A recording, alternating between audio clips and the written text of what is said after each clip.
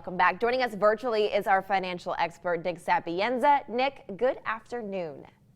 Hey, Taylor. All right, so today we are talking about why it's so important to keep it super simple when investing our money.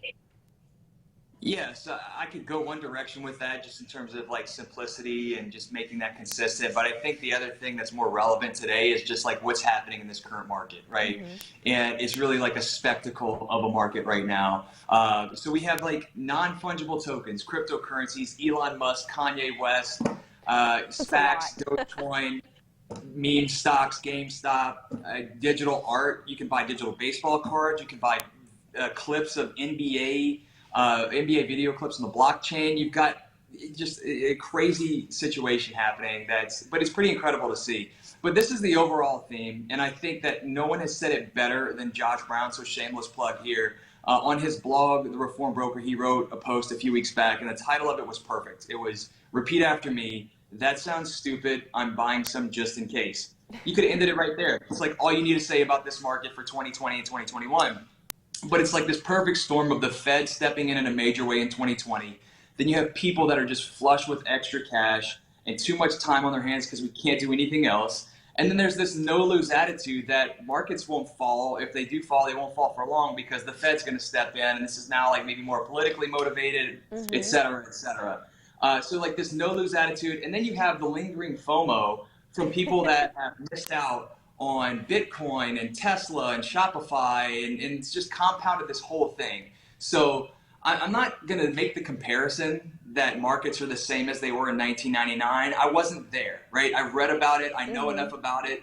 But I think that what I can pull from that is that there's a similar attitude across a new class, a new wave of investors that are coming in, that are assuming that this is the new norm, and they're quitting their jobs and they're day trading. And it's like, well, first of all, they're confusing luck with skill. It's like the book Fooled by Randomness. And then there's this attitude that if you just put money into the market, you put money into the machine, and it instantly spits out more money. And people are making money hand over fist right now, so it's hard to ignore, right? Yeah.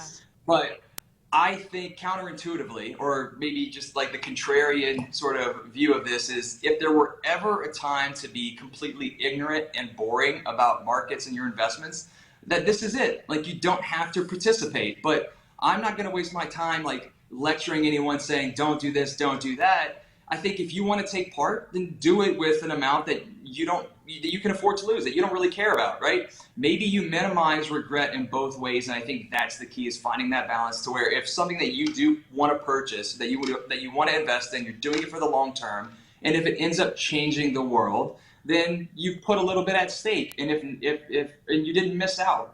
But if not, it's not going to really harm you financially. Absolutely. So again, beating the drum of keep it boring, keep it simple, buy your index funds, close your eyes, and invest for the long term. Simple beats complex over the long term, and that's the game. And just never forget the game. I think a lot of people are forgetting the game itself right now. Absolutely. Well, Nick, FOMO is definitely real, I'm sure, for a lot of viewers probably watching. Thank you so much for coming on to explain this. Thank you. All right, stick around. Before we go to break, Adam has a quick look at your forecast.